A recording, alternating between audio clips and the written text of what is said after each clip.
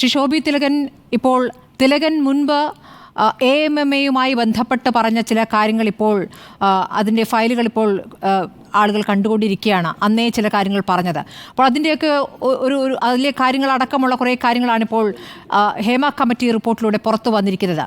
ഈ റിപ്പോർട്ടിന്മേൽ എന്ത് നടപടി വേണമെന്നുള്ളതാണ് താങ്കൾ ആഗ്രഹിക്കുന്നത്? അല്ല, ഇത് സിനിമാ മേഖലയിൽ നടക്കുന്ന ഇത്തരം പ്രവണതകളെ കുറിച്ചുള്ള ഹേമ കമ്മിറ്റി റിപ്പോർട്ട് പുറത്തു വന്നിരിക്കുന്നു. നമുക്കിതിനു മുമ്പ് കേട്ടുകേൾവി മാത്രമേ ഉള്ളായിരുന്നു ഇങ്ങനെയുള്ള കാര്യങ്ങളൊക്കെ. എൻ്റെ ഇത്രയും വർഷത്തെ എൻ്റെ ഒരു കലാജീവിതത്തിൽ എനിക്ക് അങ്ങനത്തെ ഇത്ര വലിയൊരു ഈ പറയുന്ന പോലെയുള്ള മാഫിയ അങ്ങനെയുള്ള കാര്യങ്ങളുള്ളതായിട്ട് എനിക്ക് ഫീൽ ചെയ്തിട്ടില്ല.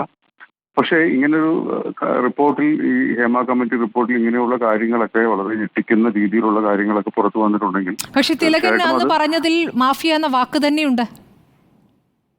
അല്ല, അച്ഛൻ പറഞ്ഞത് ഇതുമായിട്ട് ബന്ധപ്പെട്ടിട്ടുള്ള ഒരു കാര്യമല്ല. അത് വേറൊരു വിഷയമായിട്ട് അച്ഛനെ സിനിമയിൽ നിന്നും മാറ്റി നിർത്തിയ ഒരു വിഷയവുമായിട്ട് ബന്ധപ്പെട്ടിട്ടാണ് അതിനെക്കുറിച്ച് അദ്ദേഹം പറഞ്ഞത്. അതെ, ശ്രീ ശോഭി തിലകൻ, ഇതിപ്പോൾ സെക്ഷൽ ഹരാസ്മെന്റും മാത്രമല്ല ഇതിൽ പറയുന്നത്.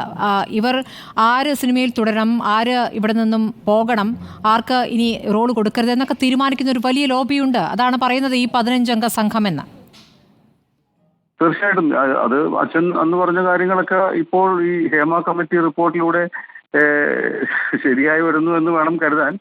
പക്ഷെ അതിന് ഈ ഹേമ കമ്മിറ്റി റിപ്പോർട്ട് ഇത്രയും കുറെ നിർദ്ദേശങ്ങൾ വെച്ചിട്ടുണ്ട്. ആ നിർദ്ദേശങ്ങളെല്ലാം സിനിമാ മേഖലയിലുള്ള സംഘടനകളും ഒക്കെ ആയിട്ട് ഡിസ്കസ് ചെയ്ത് അതിന് വേണ്ട പരിഹാരം ഗവൺമെന്റ് കണ്ടെത്തണമെന്നാണ് എൻ്റെ ഒരു അഭിപ്രായം. പക്ഷേ ശ്രീ ശോഭി തിലകൻ, ഒരു കാര്യമുണ്ട്. ഇപ്പോൾ സർക്കാർ ഒരു കോൺക്ലേവ് നടത്താൻ പോകുന്നു. താങ്കൾ പറഞ്ഞതുപോലെ സംഘടനകളുടെ പ്രതിനിധികളൊക്കെ ഉണ്ടാകും. അതോടൊപ്പം തന്നെ സിനിമയിലെ പ്രധാനികൾ ആണ് ഈ 15 അംഗം എന്ന് പറയുന്ന പ്രധാനികളാണ്. ആ പ്രധാനികളായിരിക്കും ആ ചർച്ചയിൽ മുൻനിരയിലിരിക്കുക.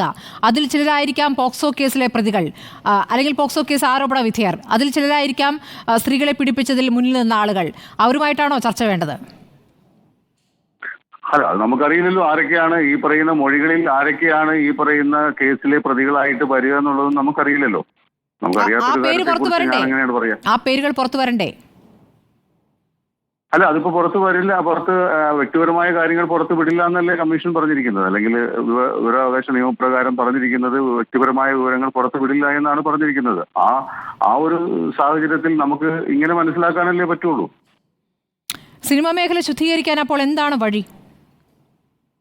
അല്ല, അതിലിപ്പോ കമ്മീഷൻ പറഞ്ഞിരിക്കുന്ന നിർദ്ദേശങ്ങൾ പാലിച്ചുകൊണ്ട് സിനിമാ മേഖലയിൽ ഇത്തരം പ്രവണതകൾ അവസാനിപ്പിക്കാനുള്ള നടപടികൾ, കുറെ നിർദ്ദേശങ്ങൾ കമ്മീഷൻ വെച്ചിട്ടുണ്ട്. അപ്പോൾ അത് പാലിക്കുക എന്നുള്ളത് മാത്രമാണ്. വളരെ നന്ദി ശോഭി തിലകൻ പ്രതികരിച്ചതിന്.